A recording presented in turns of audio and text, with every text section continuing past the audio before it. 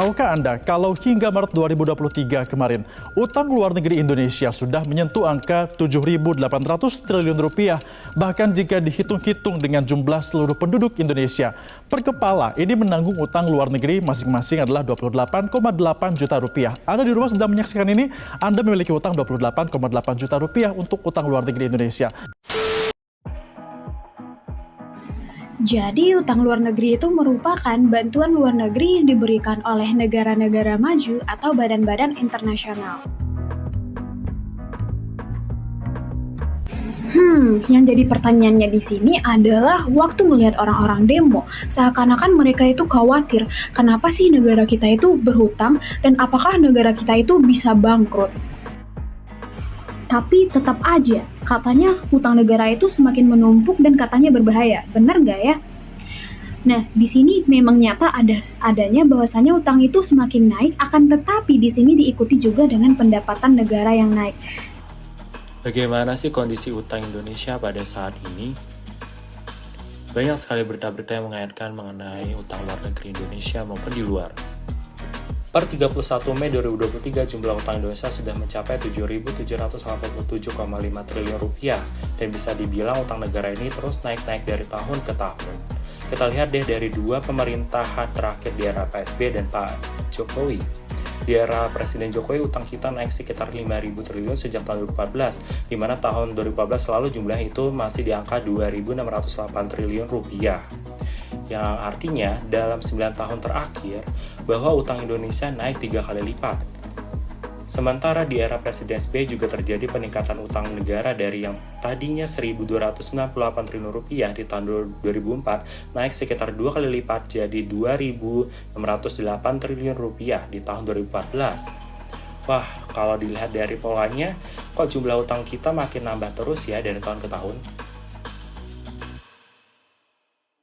Sekarang misalkan kita bandingin sama negara-negara dengan ekonomi yang mirip, katakanlah negara-negara G20, rasio utang Indonesia terhadap GDP bisa dibilang cukup kecil nih.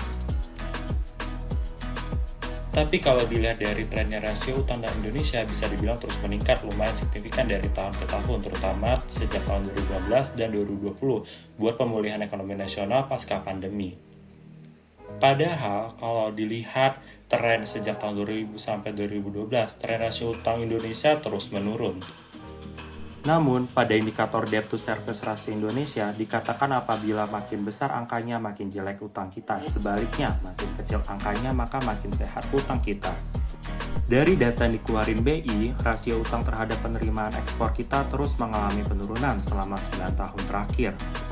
Dilihat dari diagram tersebut, pada tahun 2016 melonjak tinggi di angka 35,35%, tetapi seiring berjalan waktu di tahun 2022 kuartal 1 sudah menurun di angka 16,25%. Diartikan bahwa kondisi utang kita makin sehat.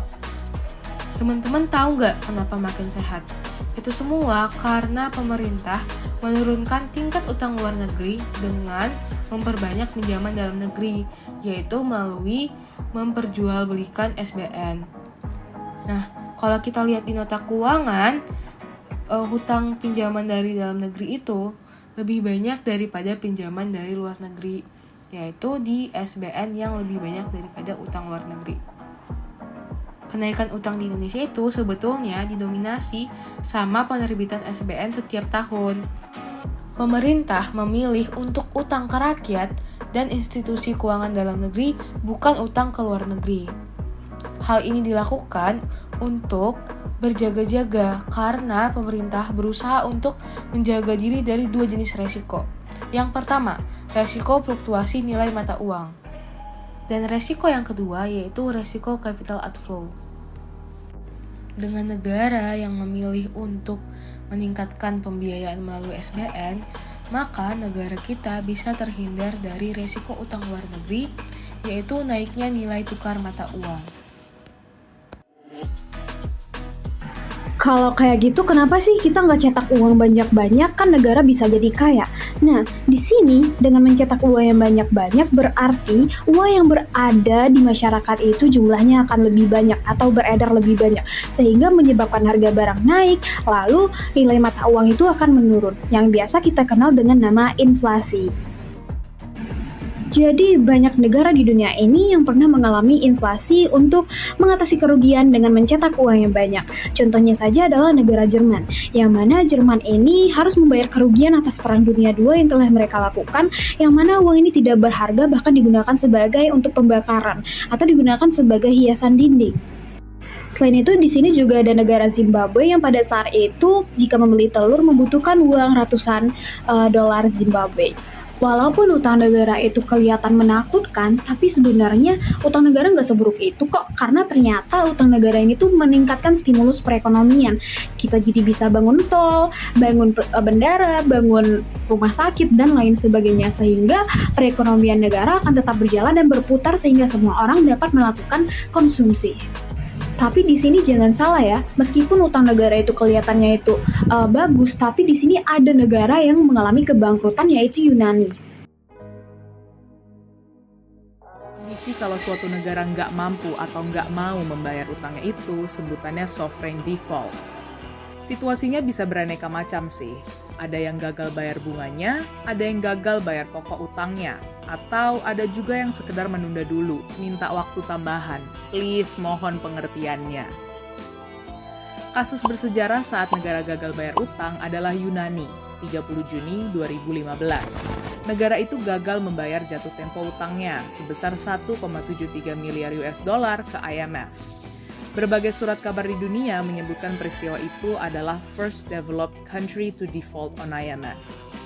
Yunani akhirnya dapat bailout atau dana talangan dari Uni Eropa setelah drama politik yang panjang. Per tahun 2018, mereka sudah sanggup nggak terima lagi dana talangan. Tapi, karena akumulasi utangnya itu, Uni Eropa meminta Yunani mengontrol ketat banget pengeluaran publiknya. Salah satunya, mereka bisa jalankan surplus anggaran sebelum pembayaran bunga utang, setidaknya 2,2% dari PDB mereka hingga tahun 2060. Walaupun setelah tahun 2060 pun, utang Yunani jelas belum akan beres semua. Tapi nggak semua kisah negara gagal bayar utang itu berjalan lancar dengan cara gali lubang, tutup lubang. Malahan ada kisah lain soal gagal bayar utang yang berlarut-larut dan penuh gugatan hukum. Lo primero. Por favor, silencio. Pada akhir tahun 2001, Argentina gagal membayar pinjaman sebesar 132 miliar dolar selama depresi yang menghancurkan. Karena nggak sanggup bayar, Argentina merestrukturisasi utangnya dalam 2 paket putaran negosiasi pada tahun 2005 dan 2010. Paket itu mendiskon obligasi utang, tapi dengan mekanisme untuk pembayaran lebih banyak ketika ekonomi negara nanti sudah pulih. Sebagian besar pemegang obligasi, 93%-nya, deal. Tapi ada sebagian kecil yang menolak. Mereka yang menolak membuat utang tidak berhasil direstrukturisasi. Soalnya, beberapa dari mereka itu banyak yang sudah membeli vulture fund atau obligasi-obligasi utang tertekan selama krisis. Prinsip cari untung saat suatu negara tertekan krisis. Untuk mengamankan kepentingan, para pengelola investasi global atau hedge funds mengajukan gugatan di pengadilan New York soal utang Argentina itu. Mereka ini dinamakan holdout creditors. Berusaha melitigasi pembayaran penuh dan kalau bisa menyita aset yang dimiliki Argentina di luar negeri. 15 tahun kemudian, para holdout creditors itu dapat cuan besar karena menang di pengadilan. Argentina mesti menyelesaikan utang bernilai lebih dari 10 miliar US dollar, berlipat-lipat dari nilai nominal awal hutang. Malah buntung kan nasib Argentina ini? Emang ribet sih soal perutangan negara itu. Akan ada banyak kondisi kalau suatu negara itu nggak bisa atau nggak mau bayar utang.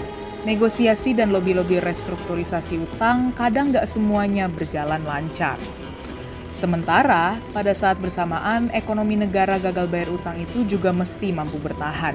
Dan itu nggak mudah. Mau ngemplang utang pun nggak mudah, kayak si Argentina tadi. Emang bener sih, kayak rentenir, yang nggak akan rela juga saat si pengutang bebas utang dengan mudah cepat. That is a huge business, dude.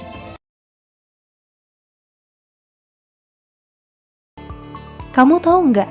Lebih dari 90% negara di dunia ini tuh punya utang. Termasuk negara-negara yang dianggap paling maju dari sisi ekonomi. Kayak Amerika, Cina, Jepang, Inggris, Jerman, Kanada, dan lain-lain. semuanya tuh punya utang luar negeri. Bahkan nih, negara-negara maju yang tadi aku sebutin itu, termasuk negara yang jumlah utangnya tuh terbesar di dunia. Ada nggak sih negara yang nggak punya utang sama sekali?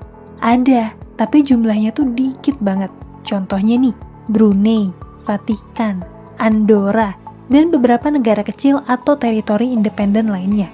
Itu sebenarnya kenapa sih suatu negara itu berhutang? Jadi hal ini dapat dijawab karena pembangunan ekonomi suatu negara itu membutuhkan ketersediaan sumber daya, baik itu sumber daya tenaga kerjanya, sumber daya alamnya, ataupun sumber daya modalnya.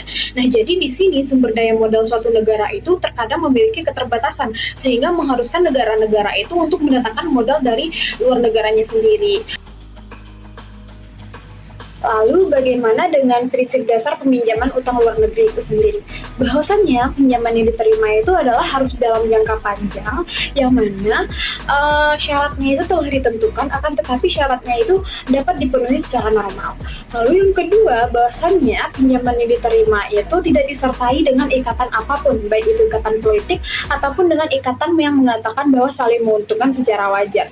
Lalu jumlah dan syarat pinjaman itu disesuaikan dengan batas kemampuan negara tersebut akan membayarkan kembali utangnya. Lalu yang terakhir, bahwasannya sumber dana pinjaman itu harus dilakukan diversifikasi dalam bentuk apapun. Jadi, apa sih hubungan sebenarnya antara berhutang dengan bikin ekonomi negara itu menjadi lebih maju?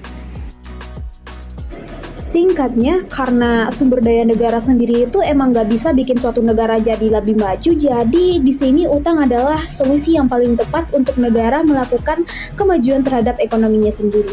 Karena di negara itu sendiri banyak permasalahan yang harus diselesaikan atau pekerjaan yang harus diselesaikan. Tapi di sini tenaga kerja dan uangnya terbatas. Nah, jadi di sini utanglah yang akan dapat mampu mengembangkan kapasitas tenaga kerja serta mengembangkan atau menambah aset suatu negara sehingga pekerjaan menjadi selesai.